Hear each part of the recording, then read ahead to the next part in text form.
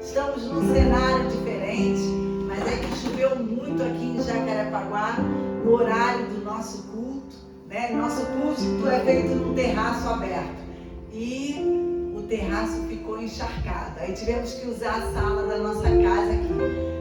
Mas aonde tiverem 2 ou 3 reunidos no meu nome, eu ali estou. Deus está no terraço, Deus está na sala, Deus vai estar conosco lá na igreja Rio Novo, no templo físico, aonde nós estivermos com nossos corações voltados para Ele, Ele está. Não fique pensando, mas eu estou aqui nessa prisão, eu estou aqui nessa cadeia, Deus não vai vir aqui me visitar, Deus não vai vir aqui ouvir o que eu quero pedir a Ele. Vai. Deus não precisa de um templo físico, Ele precisa de um lugar no teu coração com sinceridade, verdade. É isso que Ele precisa.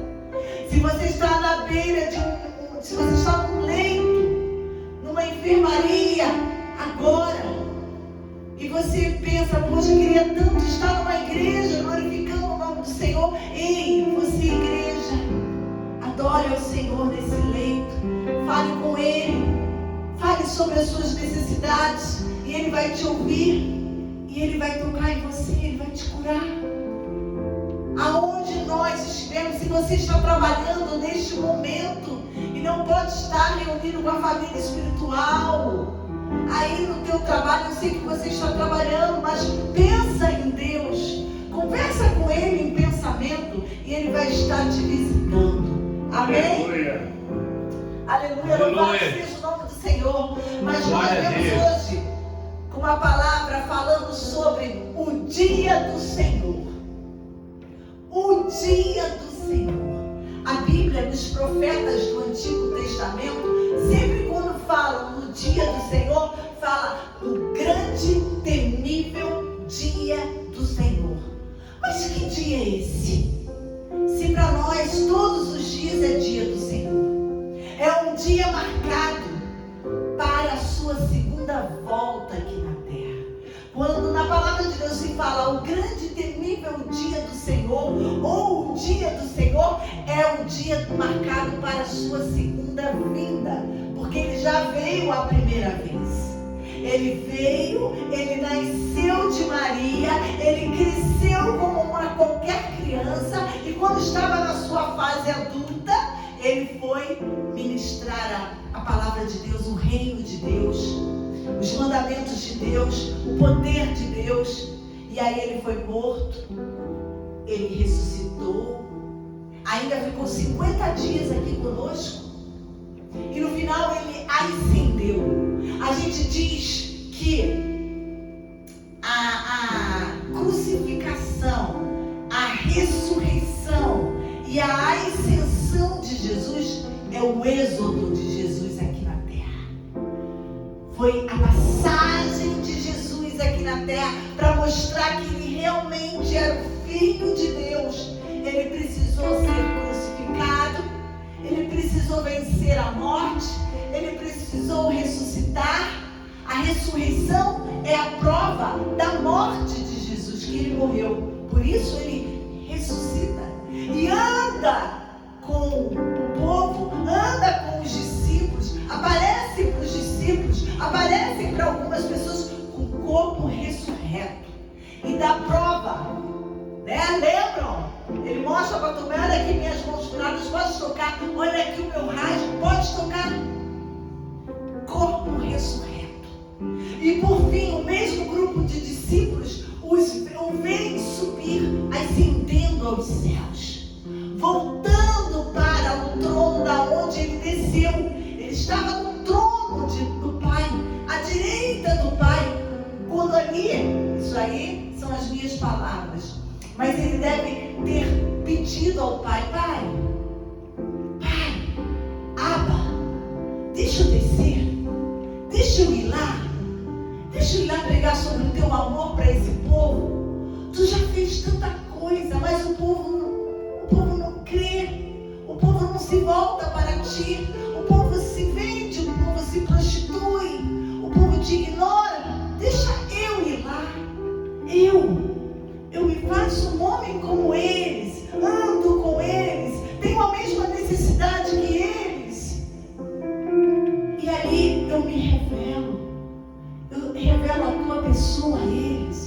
amor de Criador, o teu amor de Abba Pai, o teu amor de Salvador.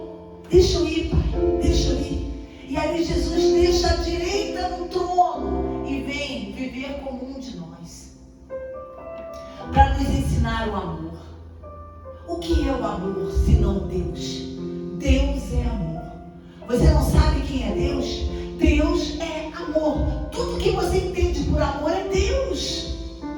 Amor ágape, amor filhos, amor eros, de um homem e de uma mulher.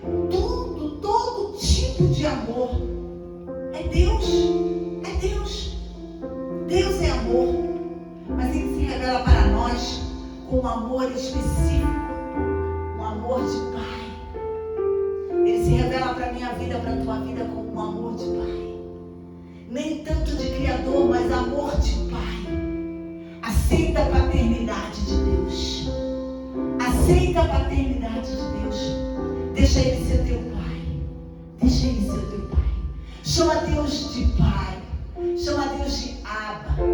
Ele vai se revelar para você. Mas a palavra que hoje vos trago não fala de Abba, Pai.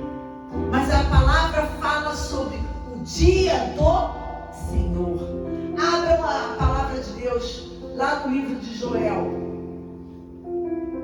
Joel fica lá no Velho Testamento, um pouco antes de Mateus, né? Mateus é o primeiro livro do Novo Testamento, né? Depois vem Malaquias, Zacarias, Sofonias, Miqueias, Naum, Abacuque, depois vem Joel. Joel era um profeta, foi o primeiro profeta a falar sobre o dia do Senhor. O profeta Joel, ele viveu lá nos anos entre 800 e 900 antes de Cristo. Quase um milênio antes de Cristo. E ele já profetizava o dia do Senhor. Nós não vamos ler o livro do profeta Joel, é um livro de 3 capítulos. Nós não vamos ler o livro todo aqui, porque não temos tempo. Mas vamos fazer um resumo. No capítulo 1, o profeta Joel, ele começa a anunciar uma praga de gafanhotos. Uma terrível praga de gafanhotos que ia devastar a terra de Judá, ia devastar Jerusalém, ia devastar Israel. Naquele tempo, o reino tinha inimigos. Vários povos eram contra o reino de Israel, o reino do sul, o reino de Judá. Então, algumas vertentes, alguns teólogos dizem que essa profecia de Joel dos gafanhotos se tratava dos reinos que iriam invadir Israel. Porque logo lá na frente, Israel foi invadido pela Babilônia e ficou 70 anos cativo da Babilônia. Depois foi a vez do Império Medo-Persa. Depois foi a vez dos gregos. Depois dos gregos foram os romanos que exterminaram lá no tempo de Jesus a opressão dos romanos sobre os judeus. Mas vamos ver um pouquinho dessa profecia.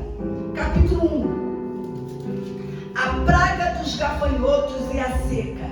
Esta, pois, é a palavra de Yahvé que veio. Joel, nome que significa Yahvé é Deus. Olha que significado lindo. Joel, Yahvé é Deus. O meu avô paterno se chamava Joel. Yahvé é Deus. Os anciãos e autoridades, ó anciãos e autoridades, ouvi o que vos tenho a dizer, e todos os habitantes de Judá, escutai. Já ocorreu tal evento em vossos dias, ou mesmo nos dias de vossos antepassados. Pois contai isto a vossos filhos, e vossos filhos transmitirão a seus filhos, e os filhos desses às gerações vindouras, o que o gafanhoto cortador deixou deixou, o gafanhoto peregrino comeu. O que o gafanhoto peregrino deixou, o gafanhoto devastador comeu. O que o gafanhoto devastador largou, o gafanhoto devorador comeu. 4 tipos de gafanhoto.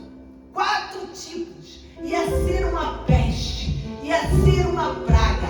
Eles iam destruir. Olha, devorador, cortador, migrador, devastador. Era para devastar a terra, comer todas as sementes, comer todas as folhagens, comer os frutos, as folhas, tudo. Imagina uma terra ser atacada por esses 4 tipos de insetos, gafanhotos.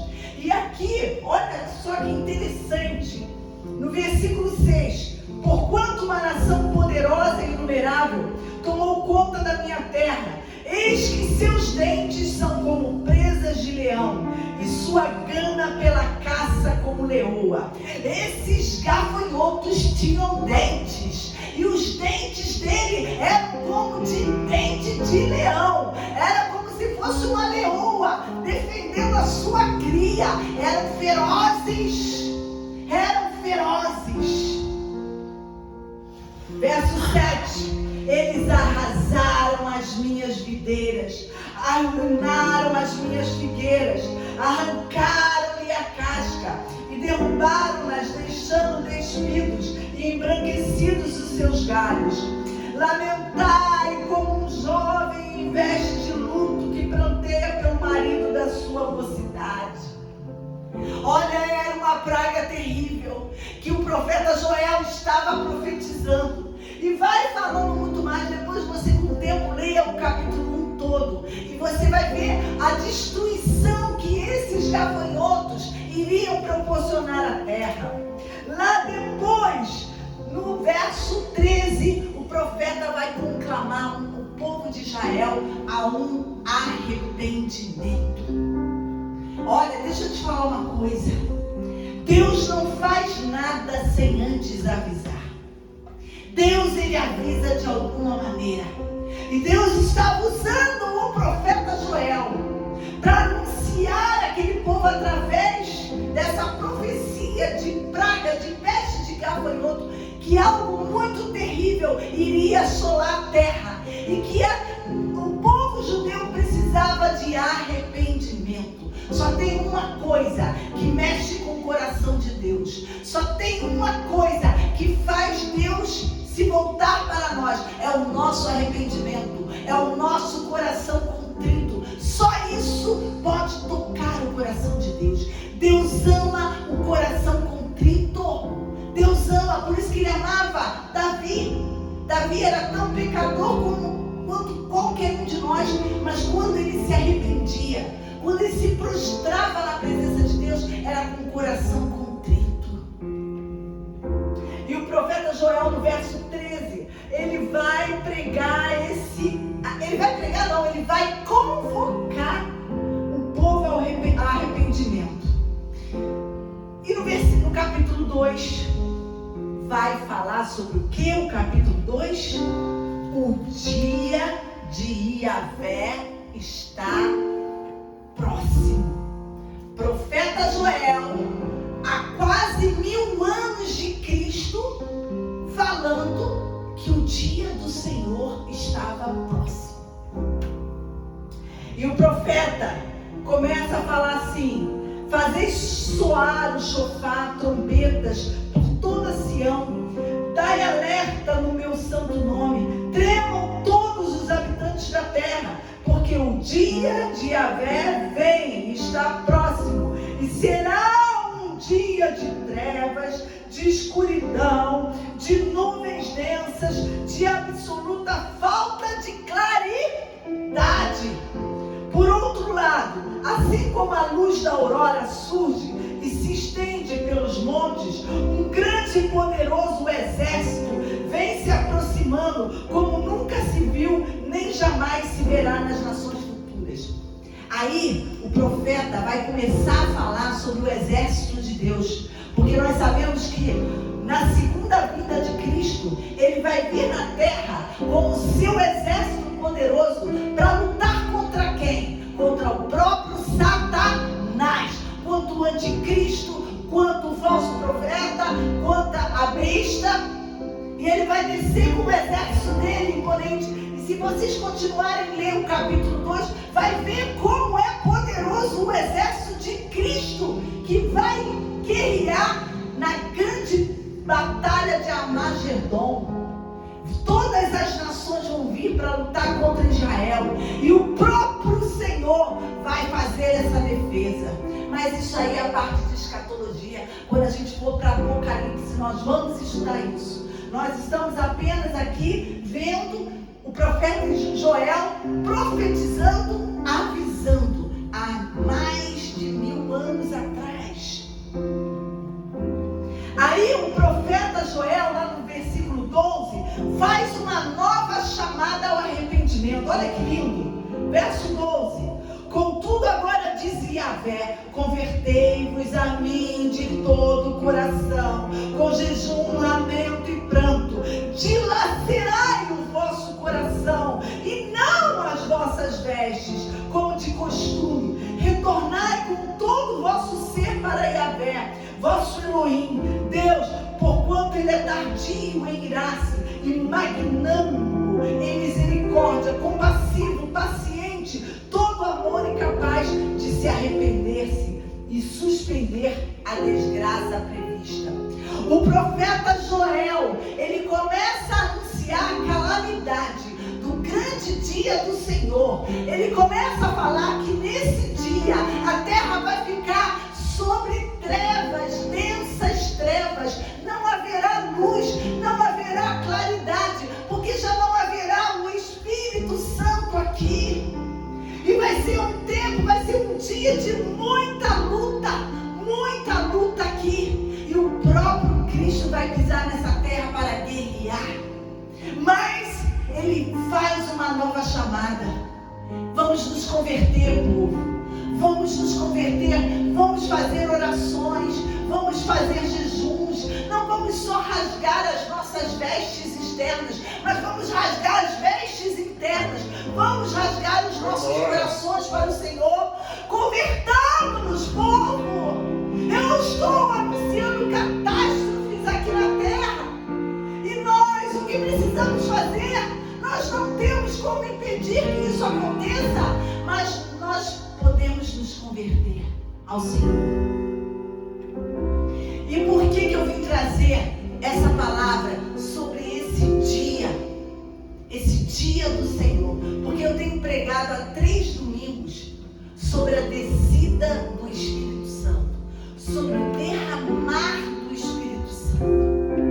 E o derramar do Espírito Santo em Atos capítulo 2 também é um novo tempo. Assim como o profeta Joel estava falando do futuro, de um tempo futuro, sobre o que vai acontecer no futuro, o dia de Pentecostes também é um marco, porque ali é a descida do Espírito Santo. E por que, pastora, você está voltando lá atrás do profeta Joel? Porque o próprio apóstolo Pedro fala sobre Joel. Vamos abrir Atos capítulo 2. Atos capítulo 2. É muito lindo esse capítulo todo, número 2, né? Eu não vou ler o capítulo todo, mas todos já sabem o que acontece nesse capítulo 2.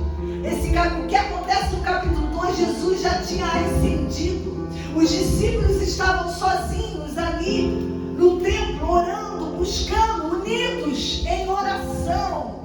Quando de repente, meus queridos, eu não canso de falar isso. Quando de repente de Deus chega, é para trazer mudança, é para trazer um novo, é para trazer respostas às nossas orações. E é de repente. Deus não marca nada, Ele não agenda conosco o dia que Ele vai agir, o dia que Ele vai fazer aquilo que nós estamos pedindo. Não é agendado conosco, mas é no de repente.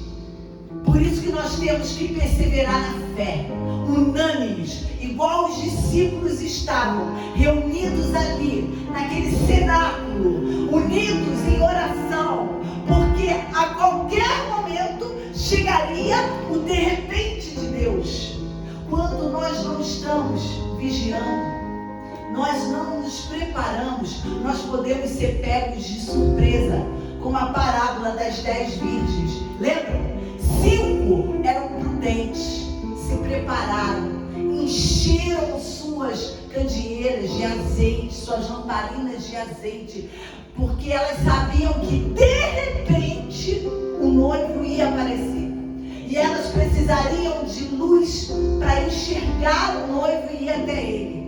Mas 5 eram nécias. Não, ele não marcou nenhum dia, não.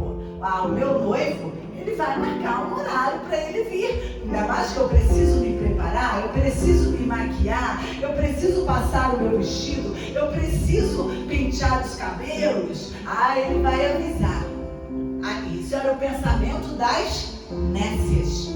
As prudentes não, eu vou ficar arrumadinha, o meu vestido já está branquinho, já vou vestir ele, vou me maquiar, pentear o meu cabelo, estou com a minha lamparina cheia de azeite, porque eu sei que a qualquer momento ele vai vir me buscar. Essa é a minha fé, essa é a minha esperança. A qualquer momento o meu noivo vem. O meu noivo vem e ele não pode chegar e me encontrar descabelada. Ele não pode chegar e me encontrar com o meu vestido amarelado. Ele não pode chegar e me encontrar fedorenta, não. Ele não pode chegar e eu não ter luz para ele me ver, não. Eu tenho que estar preparada. Eu vou ficar preparada. Eu não saio da posição. Eu não saio da posição. Essa é a minha posição. É assim que ele me deixou. É assim que ele vai me encontrar. Ei! Saiu da posição por quê? Saiu da posição por quê? Teu noivo está demorando. O Senhor Jesus está demorando a te responder. Oi, ele não marca não. Ele não vai marcar um dia, uma hora para trazer a tua resposta. É de repente. É de repente. Fica na posição. Fica na posição de espera. Fica na posição de aguardo.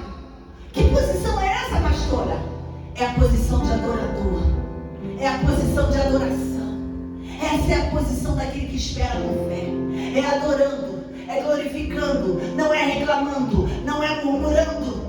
Se você reclamar, murmurar, você está agindo como as nécias, não está guardando o teu azeite. E quando ele chegar, de repente, você não vai ter luz, e você não vai enxergar o caminho, e você não vai para as bodas.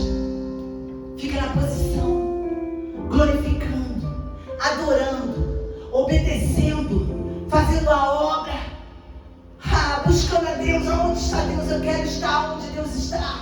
Se Deus não está naquele lugar, meu querido, não vai. Não vai. Você pode ser pego de surpresa. O Senhor pode chegar naquele momento e te pegar ali. Fica na posição.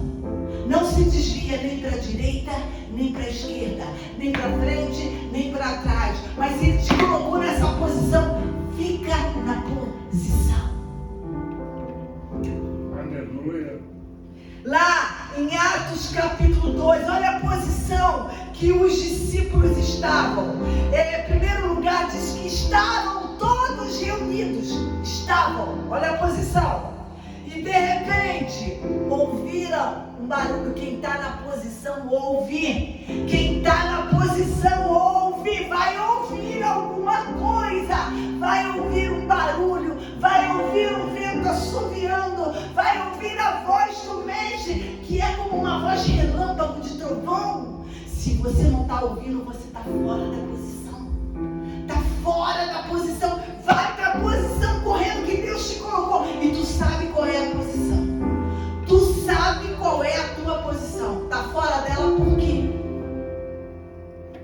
Estavam, ouviram e viram. Quem está na posição vê. Quem está na posição vê. Quem está na posição tem a visão espiritual. É descortinado para você. Você não vê só o natural, mas você vê o espiritual. Mas só consegue ter a visão espiritual quem está na posição. Qual é a posição? Adoração, glorificação do nome do Senhor, obediência à palavra, pregação do reino. Isso é estar na posição. Se você não está vendo o espiritual, você está fora da posição. Olha o teu derredor e veja como você está fora da posição. Deus vai te mostrar. Porque quem está na posição, ele está no mesmo lugar, ele ouve barulho, ele vê línguas repartidas de fogo e fala línguas de fogo. Ele vê as línguas descendo e ele recebe essa língua, a ponto de que ele fala línguas de fogo, a língua dos anjos. Mas vai falar quem está na posição. Aquele grupo de pessoas junto com os discípulos de Atos 2 no cenáculo estavam na posição de querer Deus, de buscar Deus. Tipo, eu não arredo meu pé daqui enquanto eu não ouvir Deus, enquanto eu não ver Deus, enquanto eu não sentir Deus, eu não saio daqui. Essa é a posição que eles estavam. E de repente vem as línguas repartidas de fogo para cada um deles. Foram cheios do Espírito Santo. Começaram a falar línguas de fogo. Essas línguas de fogo do versículo 4 é diferente das línguas estrangeiras do versículo 8. Olha só o versículo 4. E todas as pessoas ali reunidas ficaram cheias do Espírito Santo e começaram a falar em outras línguas, de acordo com o poder que o próprio Espírito lhes concedia que falassem. Línguas de fogo, versículo 4. Agora dá uma olhadinha no versículo 8. Como então cada um de nós os ouve falar em nossa própria língua materna? Versículo 8 já não eram línguas de fogo. No versículo 8 já eram línguas estrangeiras. Sabe por quê? Porque o propósito do Pentecoste, o propósito do derramamento do Espírito Santo era para evangelização, era para a proclamação de Jesus, é para anunciar o Jesus que tinha acabado de ser crucificado, que tinha acabado de ser ressuscitado e que tinha acabado de ser ascendido. É para a salvação. Esse foi o propósito do dia de Pentecostes. E na cidade, por que Deus escolheu o dia de Pentecostes para derramar do Espírito Santo? Não poderia ser em qualquer outro dia depois da morte e ressurreição de Jesus? Por que se esperou 50 dias para que estivesse festejando o Pentecostes? Porque Deus é estratégico. Deus trabalha debaixo de estratégias. O nosso Deus, ele é organizado e ele é estratégico. Nós devemos nos olhar para Deus para termos as atitudes iguais a dele. Não sairmos feito loucos, fazendo coisas sem pensarmos. Deus não quer isso. Deus é estratégico. Deus sabia que exatamente no dia de Pentecostes, que era a festa das semanas, 50 dias de festividade pelas colheitas, pela primícia, iria vir judeus de muitos outros cantos, porque os judeus foram espalhados por causa da diáspora. Então, mas eles faziam questão de Pentecostes, era uma festa muito importante, a festa das semanas, eles voltarem para Jerusalém para festejarem juntos. E Deus, na sua infinita sabedoria, ótima época para que o meu Espírito Santo seja revelado, seja derramado, porque ele vai pegar todas as nacionalidades. Pensa, judeu, que é só para você? Não.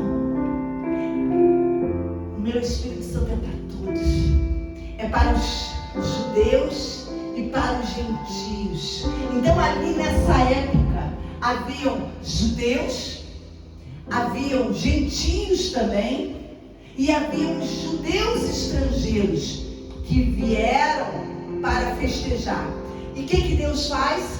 No derramamento do Espírito Santo, a multiforme de Deus, a multiforme do seu Espírito, vai ali em cada um dos discípulos que tinham a pregação ardendo no seu coração, que queriam pregar a palavra, que queriam pregar Jesus. Eles são inflamados por línguas estrangeiras e eles começam a pregar sobre Jesus. O que eles viram? Eles foram testemunhas de Jesus, testemunhas oculares dos feitos de Jesus, e eles começam a pregar em línguas estrangeiras. Poder do Altíssimo, poder do Espírito Santo. Imagina, irmão Zeca, o irmão de repente começar a pregar em inglês, de repente começa a pregar em árabe, pastor Alex começa a pregar em alemão. Que coisa linda! Multidão de estrangeiros, judeus vindos de todas as nações, conhecendo Jesus, porque eles não conheciam Jesus, eles estavam em outras nações, e eles começam a ouvir desse homem nazareno, que nasceu, que cresceu, que operou milagres e maravilhas, que curou cegos, que ressuscitou mortos, que curou paralíticos, que curou mudos, surdos, mas foi morto, mas foi crucificado, mas a morte não pôde segurá-lo. Ele venceu a morte, ele ressuscitou. Tudo isso os discípulos viram e estavam pregando em outras línguas estrangeiras. A multidão de convertidos, a multidão de convertidos ali, vocês vão ver depois, lá na frente, porque ali no meio daquele povo tinham também aqueles que zombavam e que olhavam para os discípulos e falavam assim: peraí, esses homens, eles não são galileus? Galileu não é aquela naçãozinha que ninguém gosta de estudar, que são pobres, eles não gostam de estudar, não sabem nem ler nem escrever. Como é que esses homens estão falando em outras línguas? E começa a criar uma confusão ali. Mas de repente, no versículo 14, é isso que eu acho bonito. No versículo 14 do capítulo 2, Pedro se levanta, Deus o reveste de autoridade. E olha como é que ele fala bonito, ó. Versículo 14.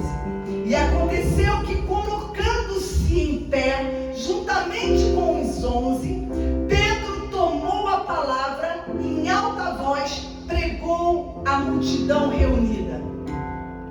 Quando Pedro viu aquela zombaria, aquela confusão, ele chamando os discípulos de iletrados, de burros, de analfabetos: esses homens estão embriagados. Eles estão embriagados, encheram a cara. Isso mexeu com Pedro. E Pedro fala: varões, homens, judeus, ouçam-me. Pedro cresceu em autoridade. Era o Espírito Santo que estava nele. Olha o que ele fala: homens judeus e todos os que habitam em Jerusalém, permitais que eu vos esclareça o que se passa. Dai, pois, atenção às minhas palavras. Esses homens não estão embriagados como vocês pensam, até porque são apenas 9 horas da manhã.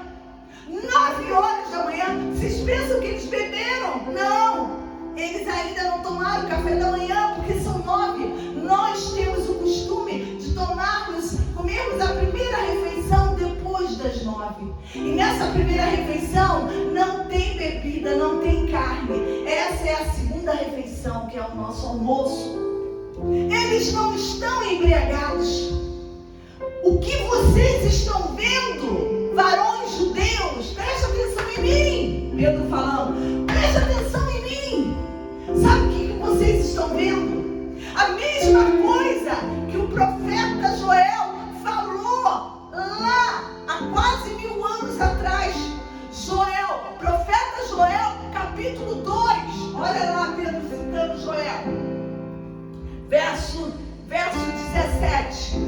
Nos últimos dias, diz o Senhor, que derramarei do meu espírito sobre todos os povos. Os seus filhos e as suas filhas profetizarão, e os jovens terão visão, e os velhos terão sonhos.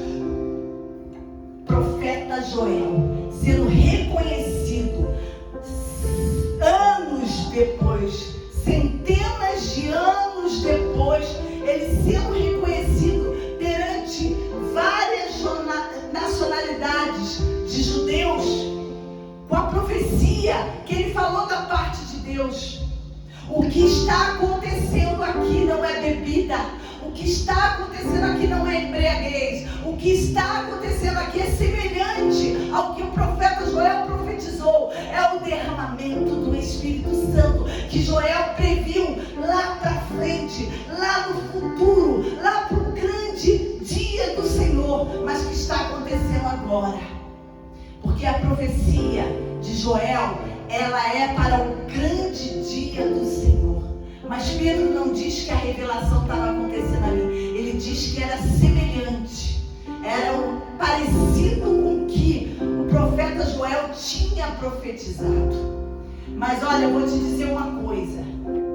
Se o derramamento do Espírito Santo foi parecido com a profecia de Joel do grande dia do Senhor, é porque vai ter salvação no grande dia do Senhor. Amém. É porque vai ter salvação. Vai ter salvação. Porque se o apóstolo Pedro reconhece, ele identifica aquele mover com a profecia de Joel. E naquele evento do derramado do Espírito Santo, mais de 3.000 convertidos. Mais de 3.000 convertidos. Olha, eu vou te dizer uma coisa que eu li, que um teólogo, Spurgeon, né, pastor Alex gosta muito dele, né?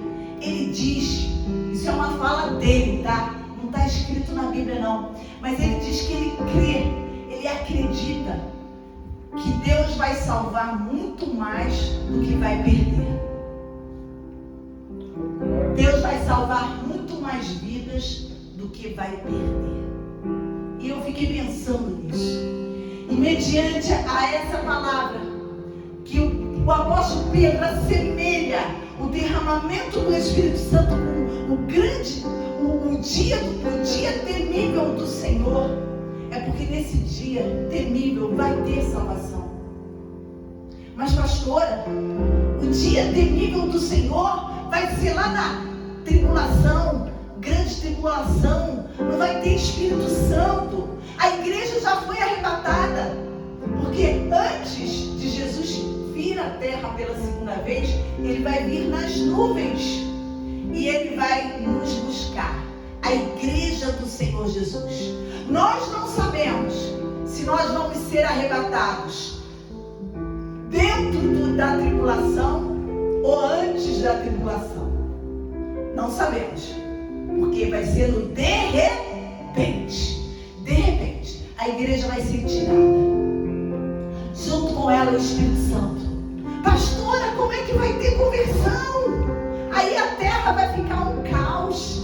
As taças da ira de Deus. O anticristo matando todo mundo. Como é que vai ter conversão? Abra a palavra de Deus em Apocalipse 7. Apocalipse capítulo 7.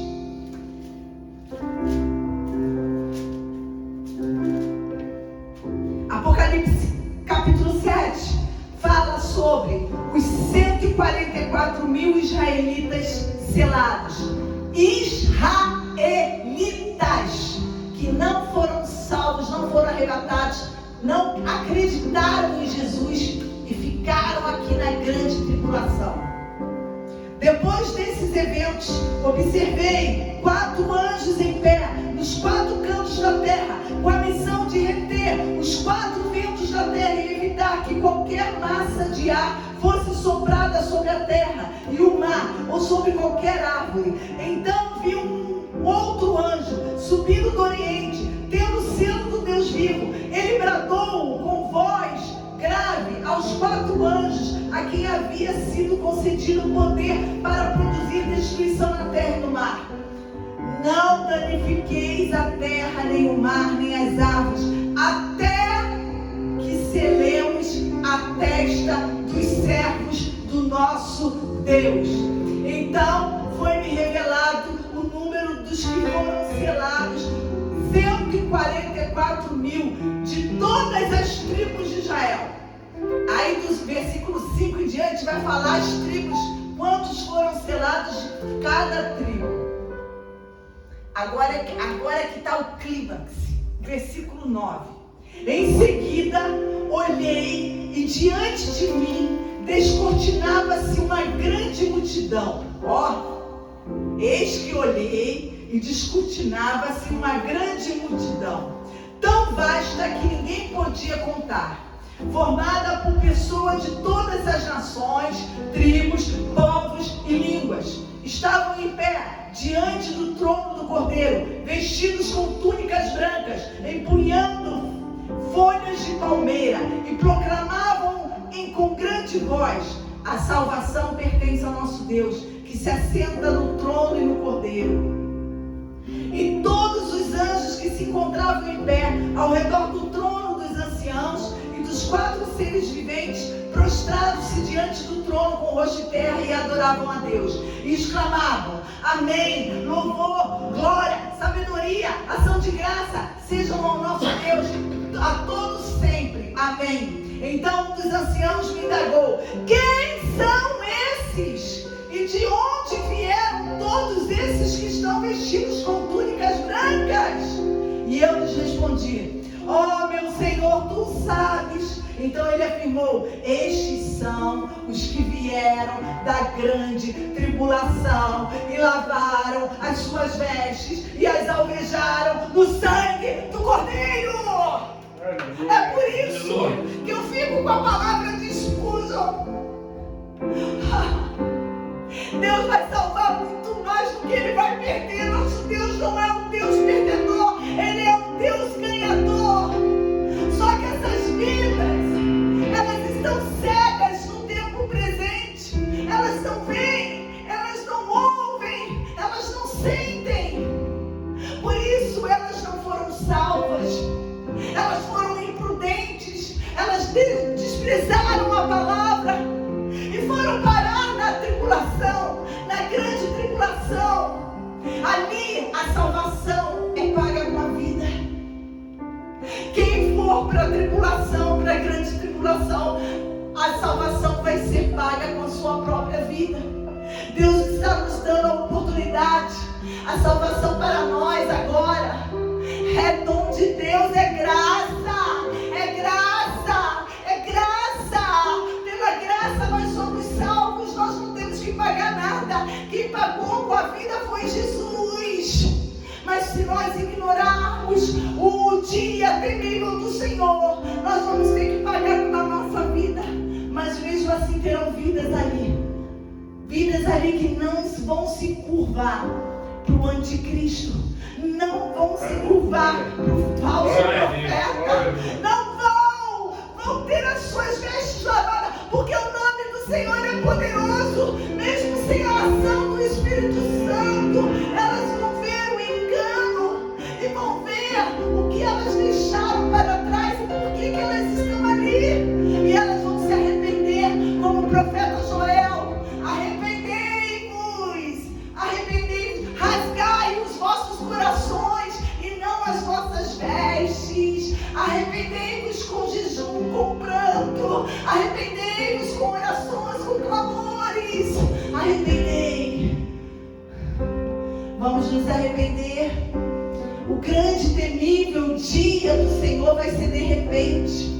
Nós não temos o dia nem a hora, mas é no de repente de Deus. Mas Deus, Ele é tão maravilhoso que mesmo depois que Ele levar a sua igreja, os que ficarem ainda vão ter chance de conquistarem a sua salvação. Glória. Aleluia. Que horas tem, pastor? 8:05. Eu ia falar outro assunto, mas eu vou deixar para outro domingo. Eu vou parar aqui porque nossa hora já está avançada. 8:5. Mas eu quero te dizer, nosso Deus é maravilhoso, nosso Deus é longânimo, nosso Deus é amoroso, nosso Deus é o água de nossas vidas. Ele é o justo juiz, sim. Ele é justo. Ele julga com justiça, ele julga com equidade. Ele é justo, ele não é injusto. Então, só vão ser salvos, só vão ser lavados, só vão ser remidos aqueles que receberem o Senhor Jesus como seu Salvador, aqueles que acreditaram na salvação vinda pelas mãos do Senhor Jesus. Bem-aventurado aqueles que não viram, mas creram. Somos nós. Nós não vimos Jesus, nós não fomos testemunhas oculares, nós não vimos as línguas repartidas de fogo descendo, nós não vimos a ascensão de Jesus, mas nós cremos, porque a fé, ela não é pelo que vê, ela é pelo aquilo que a gente crê. Você não precisa ver, mas você tem que acreditar, você tem que crer que essa palavra, ela não mente, essa palavra é a revelação de Deus para nós, e ela não mente. Deus não é homem para que minta. Que Deus te abençoe nessa noite, que Deus aumente a tua fé para que você mantenha as suas vestes limpas, alvas como a neve, para que você mantenha a sua candeeira cheia de azeite, para que você, na hora que o teu noivo chegar nas nuvens, tocando a trombeta, você ouça a trombeta e você acenda a tua lamparina e você veja o caminho para chegar até a Ele. Que Deus te abençoe nessa noite. Amém. Amém. O Deus que mortos faz viver, em seu poder.